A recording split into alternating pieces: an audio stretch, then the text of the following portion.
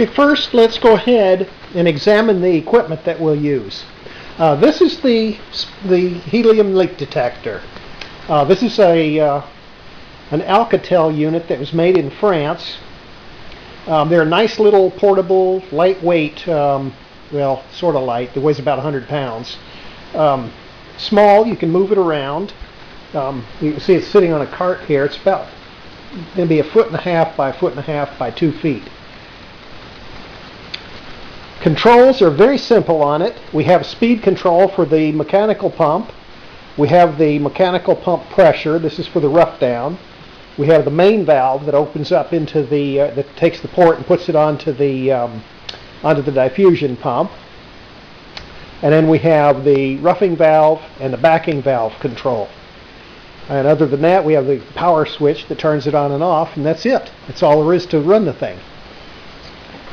Now, there's a controller. It's connected by a piece of cable to the back of it, and it has a few more controls on it. We have the actual leak meter right here. This one is one that indicates the leaks. We have a small meter over here, which is a pressure gauge that's for high vacuum.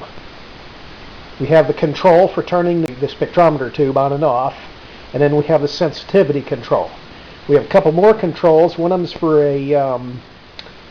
there's a horn in there, a little squealer that makes it to where when you go past a certain point on here, it'll make a squealing noise. So you can use it as an audible alert for when you have a leak. And another one is just for zeroing the meter. Other than that, that's all there is to it. Now, let's look at what we have inside the machine. Okay, our roughing pump is a 3-stage rotary vane pump. Most rotary vane pumps are 2-stage. But this one is a 3-stage. It's a very high-end pump. It pumps down to about 10 microns in a reasonable amount of time. You try doing that with a 2-stage pump and you'll be there all day. We have a 2-inch diffusion pump, air-cooled. That's what's used for developing the high vacuum. And by having an air-cooled one, we don't have to fool with water lines and that complication. We have valving for the entire system. We have back valve. This one's the rough down valve. Then we have the input valve. This is the main valve here that connects the port onto the vacuum system. Okay, we have a nitrogen dewar here. We don't use that. The nitrogen dewar is for when this machine is used in a commercial application where it'll be running all day long. You want to keep as much gas out of the spectrometer tube as possible because it does wear out if you have gas going into it. So if you're going to run it for hours and hours and hours, day after day, you use the liquid nitrogen trap to go ahead and liquefy any gas that gets into the system, and that way you extend the life of the filaments in your spectrometer tube, which are quite a pain in the neck to change out. Okay, for measuring our roughing pressure, we have a barytron. It's a capacitance manometer, and that's coupled onto the inlet port. And for measuring the high vacuum, we have a Parani gauge. It's calibrated only for about 1 micron and down. It's used only for the high vacuum to tell when the system is at enough high enough vacuum to go ahead and operate. We have power supply here that is for the controlling the speed of the roughing pump. The roughing pump has a 3rd horsepower DC motor on it. We could use a much smaller one. The original motor on this pump was a 3/4 horsepower induction motor. However, that thing pulls about 6.5 amps. Whether you're pulling a vacuum, whether you're idling, no matter what, it's pulling 6.5 amps.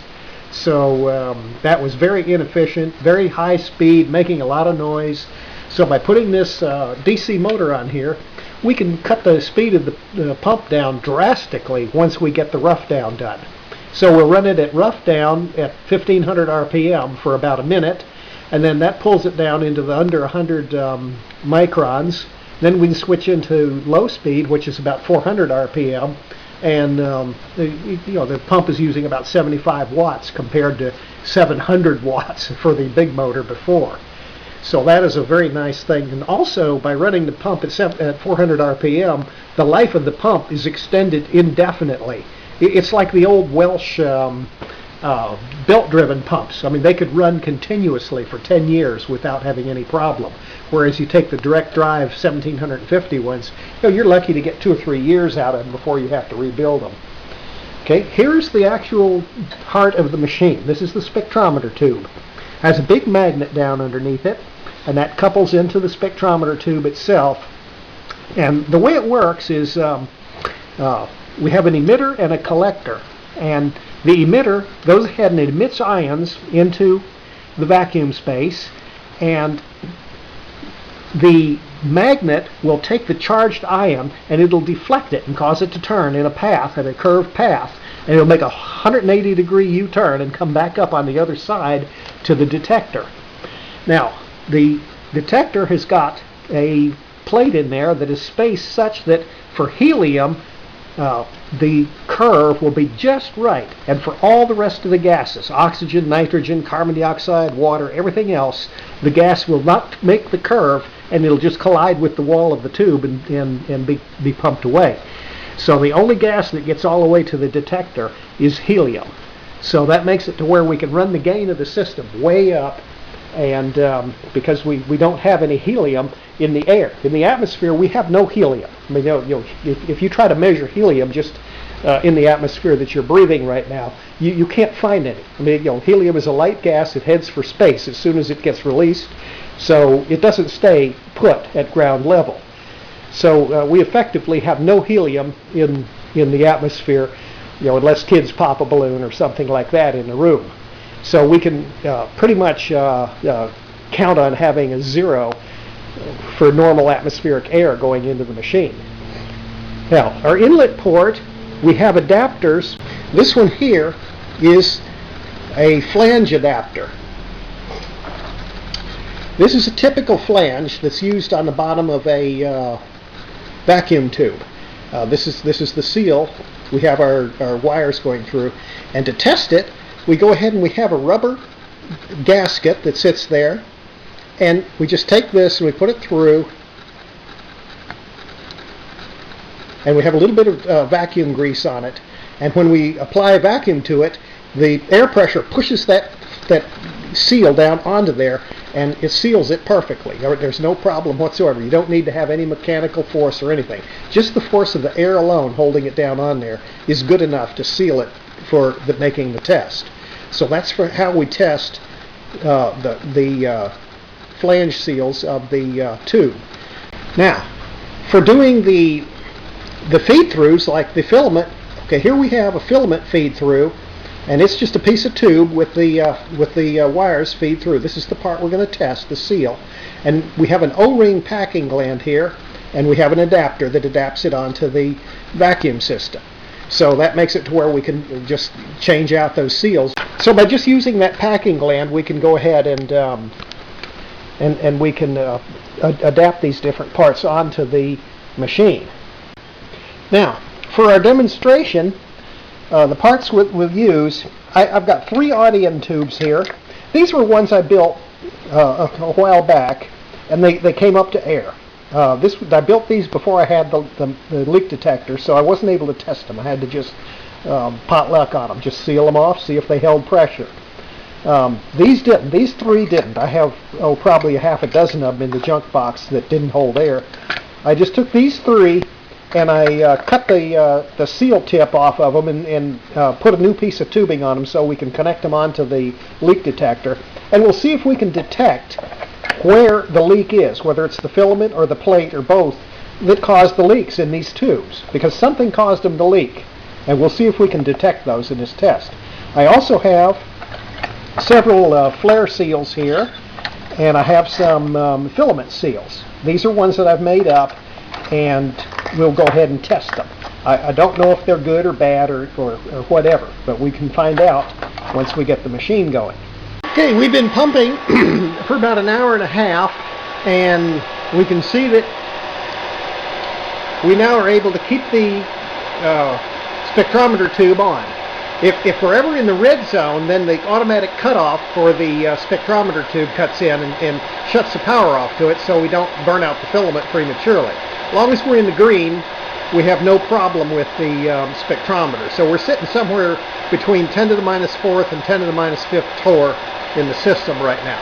That's assuming that gauge is calibrated correctly. I think it's wrong. I think it's a lot lower than that. We can see that our backing pressure is reading 0 because the diffusion pump is down, way below 1 micron, which is the lowest this one will read. Okay, we have a flange mounted in here. This is one of the vacuum tube flanges. I don't know if it's good or bad.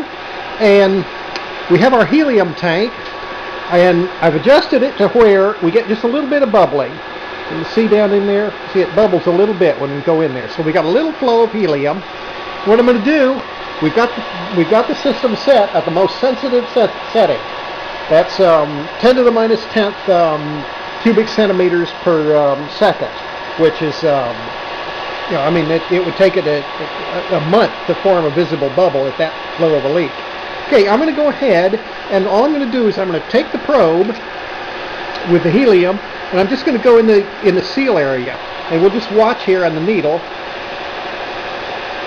Okay, we see not even the slightest budge of the needle. Nothing.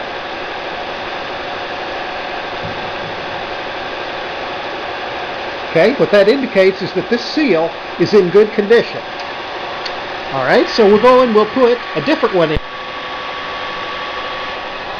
Alright, we're pumped down and ready to go again. Let's test this one here.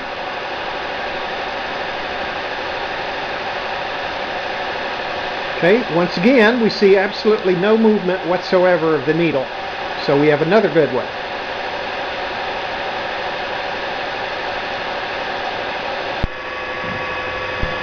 Alright, we're pumped down again. We have another flange put on there. Okay, we got our helium where we're bubbling away. We got just a few little small bubbles coming out. Okay, now let's go ahead and see what we get here. I'm just going to take the helium. See, we're sitting right at 0. We're on the most sensitive scale. Now, I'm just blowing the helium right on the, look at the needle. Okay, I take the helium away.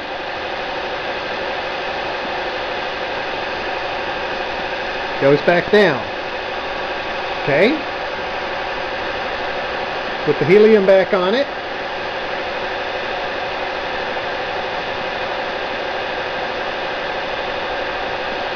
Okay, serious leak on that one. So that flange there is no good. So that's how we detect the leak. Let's go ahead and put an audion on there, and we'll see what one of the audions. All right, we're pumped down again. We have one of the spherical audions on there. And I've got the helium probe bubbling away.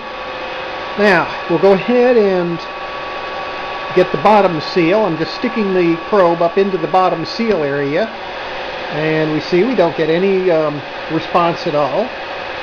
I'm going to go on the glass here. Okay, we get no response at all. Okay, now let's go and we'll put the probe into the filament area here. I'm going to stick it down in top of the tube here. We'd get no response. So that indicates this tube has no leaks that are detectable by the helium leak detector. Now, one of these tubes did not have a leak in it.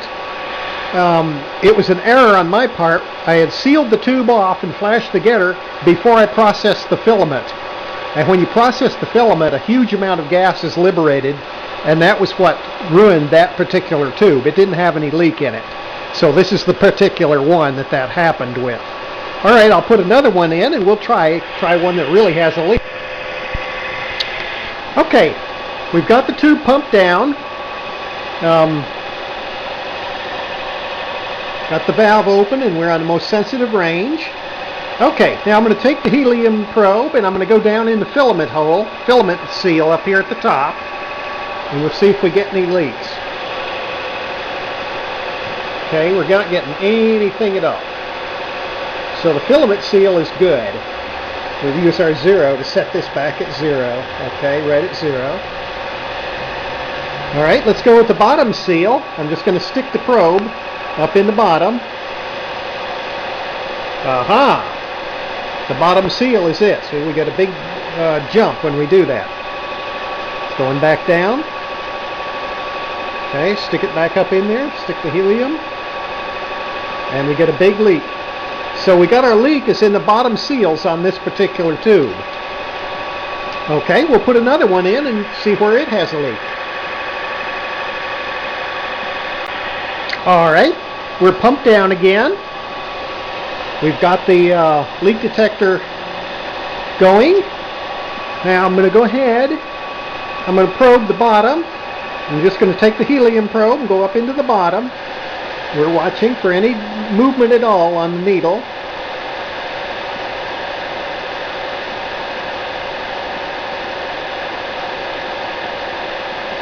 Okay, we're on the most sensitive scale on the leak detector.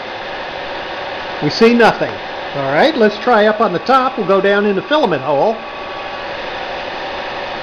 There it goes. Look at that. Big leak. Big leak. So that's where the leak is. It's up in the top in the filament seal. Coming back down.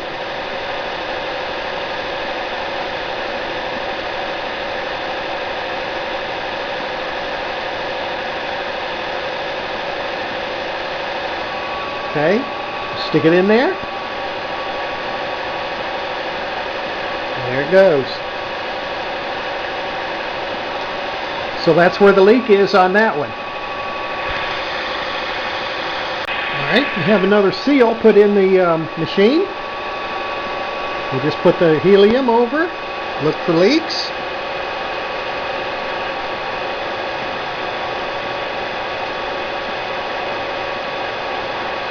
Not the slightest indication. Okay, here we have a little Gessler tube. We got it hooked in there. Okay, we'll go ahead and turn on the spectrometer. Alright. And we get a little helium flowing here.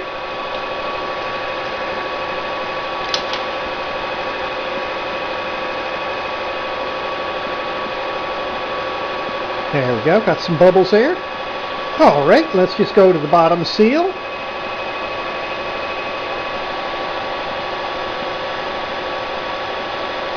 It's tight.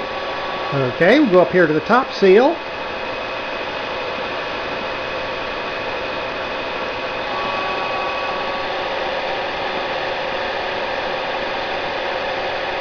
Alright. Alright, we're going again. This is a bigger Gessler tube. Okay, you just go ahead and test the bottom seal.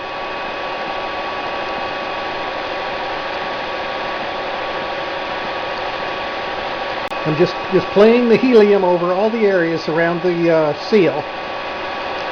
You see not the slightest movement. Okay, we'll go up here to the top one.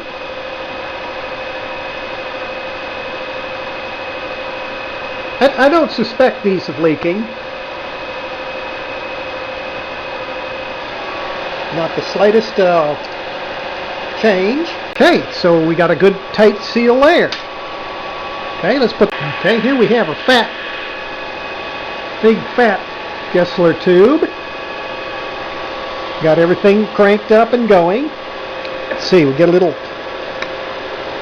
Got some helium here. Do the bottom one. Nothing at all. Alright, do the top one.